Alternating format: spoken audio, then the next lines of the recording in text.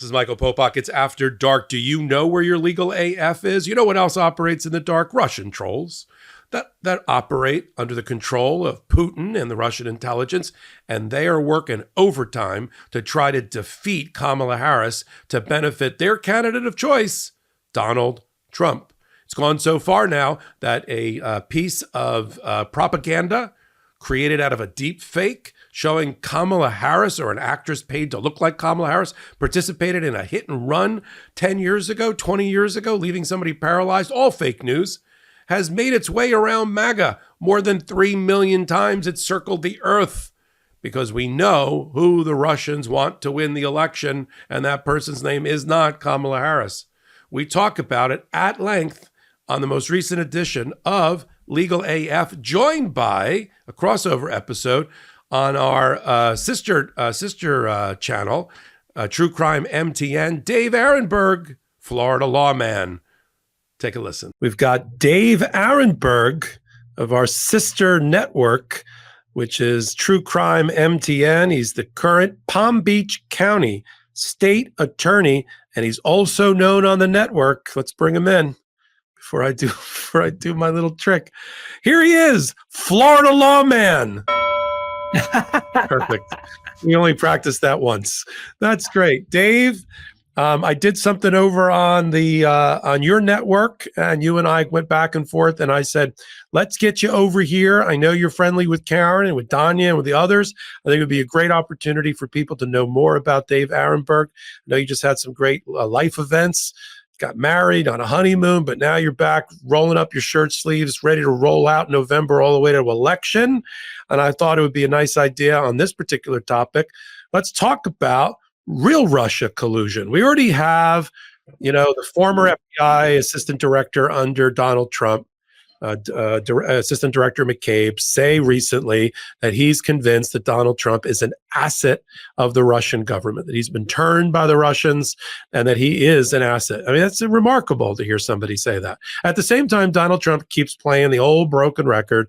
I didn't collude with the Russians. Even if that were particularly true, and Robert Mueller wasn't able to directly connect the dots, Donald Trump certainly tried to use and tried to benefit from Russia trying to get Republicans, particularly him, elected, and trying to use that as his own campaign, right? Trying to use the fruit of that poisonous tree. He did it against Hillary Clinton. And now we've got two major events in the last week and a half. We've got the Department of Justice. We'll start with that one. We've got a Russian troll farm who hires paid actors to portray in grainy videos Kamala Harris in allegedly a hit and run where she left, according to this fraudulent, false, made-up deep fake, not even a deep fake, a shallow fake, where she hit a 13-year-old girl, leaving her paralyzed. You know why you never heard of that story? Because it's completely untrue, and it's made up by Russian trolls. They then placed it in the hands of another Russian troll who's on X as Aussie Comrade. I mean, shouldn't this be a tip-off? Where he took the fake video of a fake TV station in San Francisco and then said, MAGA, have at it. And 3 million views later, people, if you meet them on the street and they're MAGA or right-wing, they'll say, I think she was involved in a hit-and-run accident. Let's talk about that. All fake. And then we've got the information that we've reported on your channel, on this channel, of Tenet Media in Tennessee, which is the home of alt-right podcasters who have millions and millions of viewers, who was captured effectively by RT, Russia TV. It's hard to believe we allow that to operate here, who gave them $10 million to line the pockets of podcasters to then take positions that were against America and in favor of Russia to American audiences. It's hard to believe. And then we have an indictment that came out of that. Let me turn it over to the two prosecutors. You got Karen Freeman McNiffalo, formerly number 2 in the Manhattan DA's office, and you got the current Palm Beach County state attorney, the highest prosecutor in that particular county. Dave, why don't we bring you in? Why don't you kick it off with, what did you pick up? Let's start. Why don't you do the indictment of the two Russian television employees by the Department of Justice? And then Karen, why don't you pick up with the Kamala Harris hit and run story? Yeah, well, Popok, great to be here with you and Karen. It's my first time on Legal AF. You said I can come on if I bought 100 cases of Super Beets. So now I'm going to be eating borscht for every meal for the next couple of months. But hey, it's good for you. Speaking of borscht, let's talk about the Russians, huh? So they that was a good segue, Dave. You like that? Smooth. That's the kind of stuff we do on True Crime MTN. Smooth segues. So I want to read you something because when Trump says that the whole Russia thing is a Russia hoax, we're seeing it in real time with our own eyes that it's far from a hoax. But you don't have to believe me. You don't have to believe us here at the MeidasTouch Network. Why don't you listen to Marco Rubio? Yeah, that Marco Rubio. He was the chair of the Senate Intelligence Committee back in 2016. He's a big Trump supporter, and Trump considered him on the short list to be vice president. Well, they did an investigation on Russian interference, and the Republican-led committee, chaired by Rubio, found that Russia posed a, quote, grave counterintelligence threat. And this is what Rubio said in a statement with the report. We found irrefutable evidence of Russian meddling. So much for a hoax, right? Unless Rubio was part of Antifa, then I would say he's still MAGA and he was telling the truth back then. And it's truthful right now because what we're seeing is a concerted effort by the Russians, by Vladimir Putin, to help Donald Trump through the troll farms. You mentioned it. And by the way, one of the main perpetrators of the troll farm, the main guy who's doing this is a former Palm Beach County deputy sheriff, a cop here in Palm Beach County who was about to be picked up on felony warrants. And he fled the country to Russia, where he got political asylum from Vladimir Putin. And he's the one putting out this stuff, these fake memes and stories, news stories. And as far as Tenet, so Tenet is this company in Nashville who the Russians invested in, put money in, and used them and their podcasters as useful idiots. There's a question of whether they were in cahoots with the Russians as Russian agents or useful idiots. Now, the indictments do not say that they were in cahoots with the Russians, but they were used by the Russians. All this money came their way, and they didn't ask questions. Where is all this money coming from to put out stuff that Vladimir Putin would love to put out? In fact, at the station, at this Tenet company, they were asked to put out this stuff from Tucker Carlson about how great Russian grocery stores are. And for them, they were like, well, that does seem a little bit too much. That seems like overt propaganda. Let's continue to do all the other stuff. We don't want to hit our viewers over the head too much with Russian propaganda. So they knew they were on the side of Vladimir Putin. People like Tim Pool, who was getting paid like 6 figures on his podcast. And I would love that kind of gig. They claim they're victims in all this. I would like to be a victim getting paid 6 figures for putting out podcasts. But okay, so he's putting out stuff saying that the biggest threat to the United States is Ukraine. That's Vladimir Putin talking points. And so, that's something that'll be a stain on him and his fellow colleagues forever, because at the very least, they were used by the Russians to push their disinformation in a way to help Donald Trump. Yeah, on the one of the stories that these useful idiots allowed themselves to be used for, and I'm not buying that, was a position that the Russians wanted them to take, and they willingly took. It's amazing what $10 million, how far that will go, in which they were going to argue that the United States and Ukraine was responsible for the mass shooting at a music festival in Moscow. And these guys said, yeah, well, we'll run that story. I mean, talk about anti-America. And then they sat there clutching their pearls after the indictment came out. Oh, you can see the indictment. We were victims too. $10 million victims. Right. And RT is very, very in cheeky fashion. It's almost like evil genius. I almost had to laugh out loud when I read it. Reuters reached RT and they said there's 3 things that you can believe in: death, taxes, and Russian interference in an election. That was RT TV in a quote. That's just playing with us now. Now they're just toying with us. And when it came to that music festival where there was a terrorist attack, ISIS claimed responsibility. It was ISIS, but that's not good enough for these guys in right-wing media who adopted the Vladimir Putin line against all evidence that it was the United States working with Ukraine on this. I mean, that's really bad because that's a sellout of our own country. Now, I know you're skeptical that perhaps they're not useful idiots. They were Russian agents. I only go by the indictment, which did not indict these guys, but you have every right to be skeptical based on their over-the-top positions that they took, which was clearly against American interests and for Russia. So at some point, you got to ask questions like, hey, who am I serving here? Am I dedicated to the truth, or am I dedicated to that bald guy who rides the horse topless in Moscow? Well, there's that, but there's also, we all do podcasts, right? What do? We don't just take topics that people give us. We do our own research. We do our own investigation.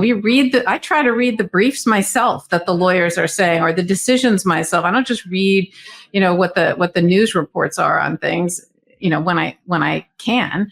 And so it just makes you wonder that what are they doing to even kind of do any basic level of investigation into whether or not something's the truth. And that's the whole MAGA playbook, right? Is they lie. And there's two things that Donald Trump, I think you can count on, in addition to death and taxes and Russian troll farms. One is that he's going to lie, just flat out lie, provable lies. About sizes of crowds, or whether a judge is going to let him go to his son's graduation, or whatever it is, things that you can actually read the record and see that they're actual flat out lies. And then just like the deflection, right? The way and delays. It wants to delay all his court cases. That's the other thing you can set your clock to, is just going to try to delay things. But, just deflection. It's like, everybody's now, the whole MAGA right wing is just aghast that,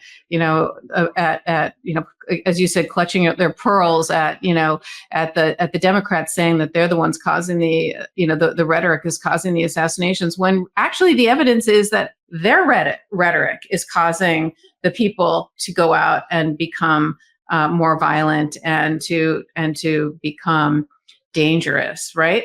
Donald Trump is the one who posts things like a baseball bat, to the DA Bragg's head. He's the one with the crazy violent rhetoric that makes people lose their mind. So, they just lie. And the fact that they've got these, whether you want to call them useful idiots or co-conspirators, frankly, who either are intentionally looking the other way or just not doing basic level of research and work. I just think people should know that who you can trust and who you can't trust. I have a question. You use the word Russian troll farm.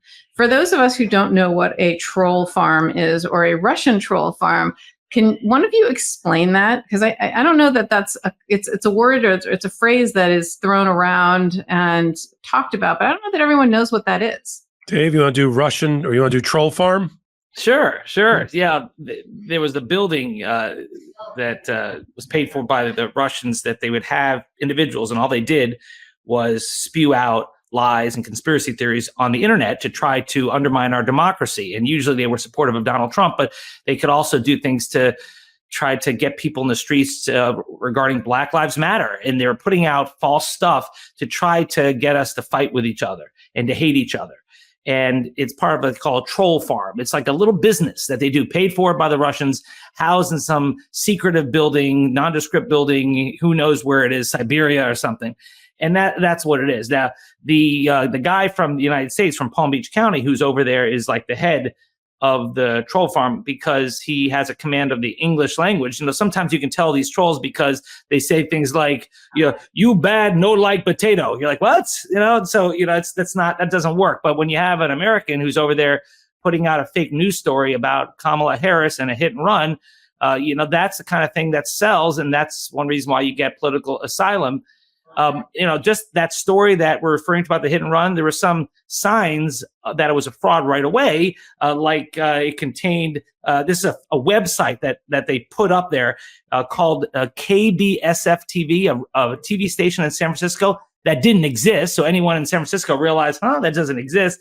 And they showed X-ray images of from the alleged accident, all the bones that were broken, but it was stock images taken from an online medical journal, and they use plagiarized articles on this fake website from real news outlets. So it was just totally bogus. But and a paid actress. There's a fake paid actress claiming to be this victim. I mean, they really went.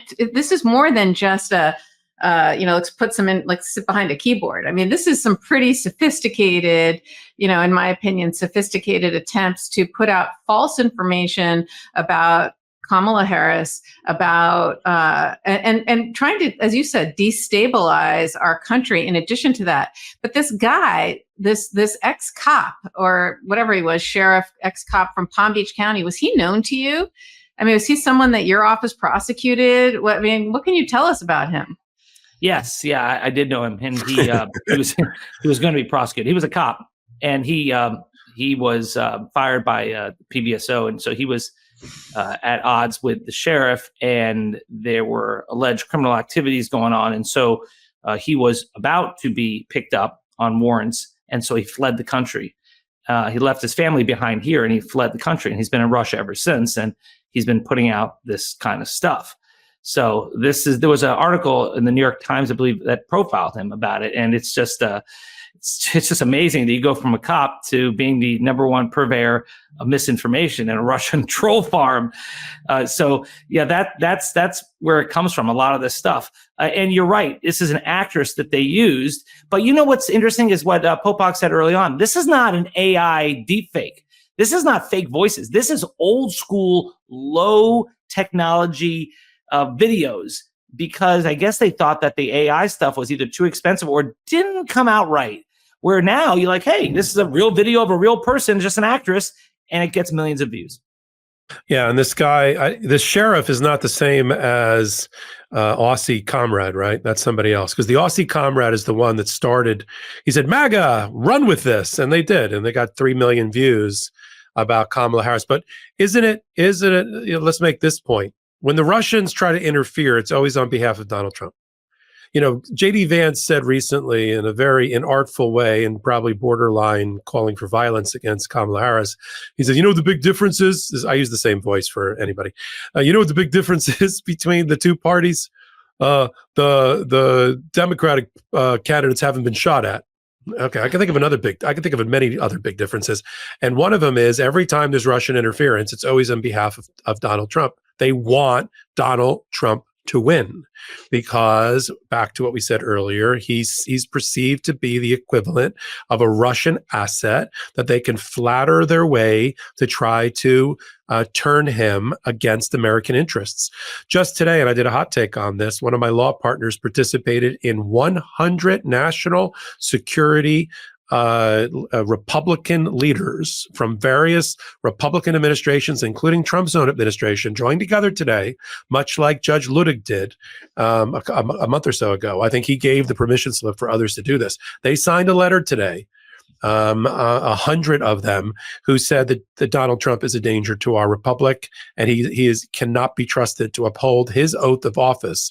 And they, supporting their oath of office, have said they have no other choice but to endorse Kamala Harris because Donald Trump will compromise American foreign policy and our security interests. That's 100 admirals, secretaries, deputy secretaries, lawyers, all working within the national intelligence community. And there's a reason for that. The Russians want to put Americans at each other's throat. They want a weak America, and they see Donald Trump as the primary person who can divide this country, weaken us from within.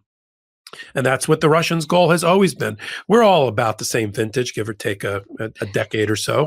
Did you ever think we'd be talking about a former president and a wannabe president who has curried favor and snuggled up? That's a legal term with the Russians. The Russians.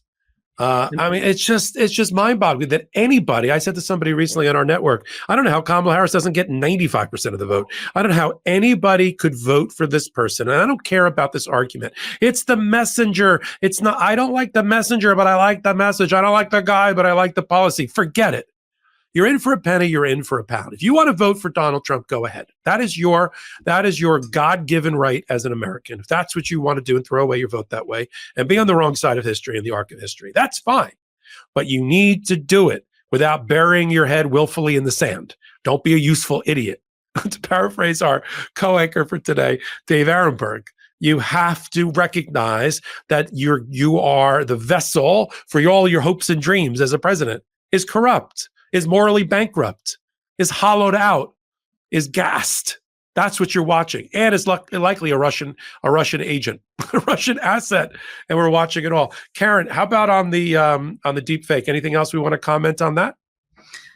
Just how shocking it is that that one just really surprised me in a really big way, that they would go to those lengths to really create this, to pay an actor and to create this huge deep fake. I mean, you call it a deep shallow. I think it's a deep shallow fake. Yeah, because I get it, because it's not very good, so it's not, in that way it's not a deep fake. But Jesus, just how dangerous that is, that they're creating these things out there that that eventually, the problem again with Donald Trump is he repeats things over and over and over and over again, and people start to believe it, like this eating dogs and cats thing, or people's like, well, there must be some truth to it, and it's just unbelievable to me to show what they're doing. Dave, I'm sure Dave will agree with me. I lived in Miami and South Florida for 20 years.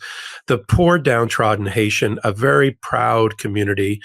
They're pillars of the community in South Florida. I count many Haitian Americans as my friends. The U.S. Attorney for the Southern District is a Haitian American at present. I don't know if you do, Dave, but I go to the Haitian Bar Association Gala every year. My law partners were in that community, and to see them and all the Haitians in Springfield, Ohio were doing, and an underground railroad move, often spearheaded by the established community in Miami, was to connect downtrodden people that needed a help and a hand up with jobs that were necessary to be filled in a community that was racked by COVID and needed workers for their manufacturing community. Springfield, Ohio put out a welcome mat for the Haitian community. That's why 15,000 showed up. They're not criminals. They're not eating dogs and pets, but they are making products that you and I and the rest of America are using as part of the economy. The alternative for Donald Trump would have been shuttering all of the manufacturing plants in Springfield, Ohio for lack of workers.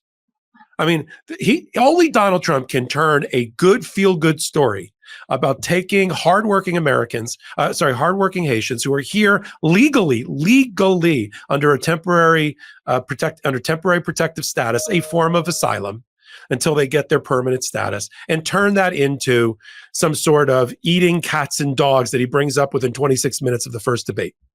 It's just the first and only debate. It's just absolutely crazy to me. Dave, listen. You have an open carte blanche invitation to join us anytime, and we'll do more crossover episodes like this. If you like Dave Aronberg, and you should, you should go follow him on a curated channel. That's a sister or companion channel on the MeidasTouch network called True CrimeMTN with Dave Aronberg and some other contributors.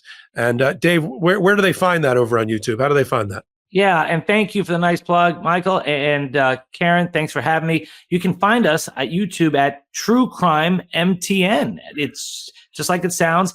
And we cover all these high-profile true crime cases that aren't covered on the main MeidasTouch network. We're covering that Donna Adelson trial that just got postponed, Diddy, all these true crime cases that are in the news.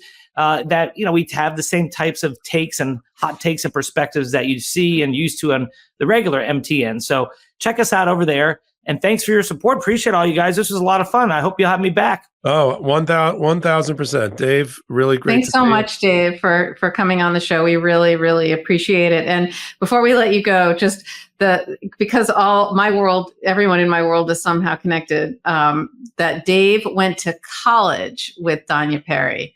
So I thought, right? We lived in the same dorm freshman year. So Danya and I have known each other since we were 18 years old. She's doing very well for herself. And it's so funny that we all, found each other back here in the MTN family. Right? Oh, yeah. Isn't that crazy? It's just such a small world. Great community.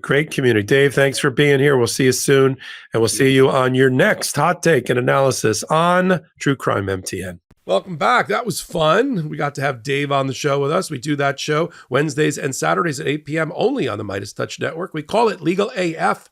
And we named it that 4 years ago for a reason. And now you know why. 8 p.m. Eastern time. You can watch us live record on Wednesdays and Saturdays. And then you can pick us up on all audio podcast platforms of your choice. If you know all about Legal AF, we really appreciate you. We got some great news. MeidasTouch and Legal AF have just launched a new Legal AF YouTube channel that you can free subscribe to and help us build that network that channel from the ground up. I'll be curating the channel, Michael Popok, bringing you at the intersection of law and politics all of the commentary and analysis you've come to expect here on the MeidasTouch Network. Go to YouTube at Legal AF MTN, and free subscribe now. After 2 days, we're already at 30,000 subscribers. Come join us. We're trying to get to 100,000 before Halloween. So until my next hot take, until my next Legal AF, until my next exclusive content on the new Legal AF YouTube channel, this is Michael Popok signing off. In collaboration with the MeidasTouch Network, we just launched the Legal AF YouTube channel. Help us build this pro-democracy channel where I'll be curating the top stories, the intersection of law and politics. Go to YouTube now and free subscribe at Legal AF MTN.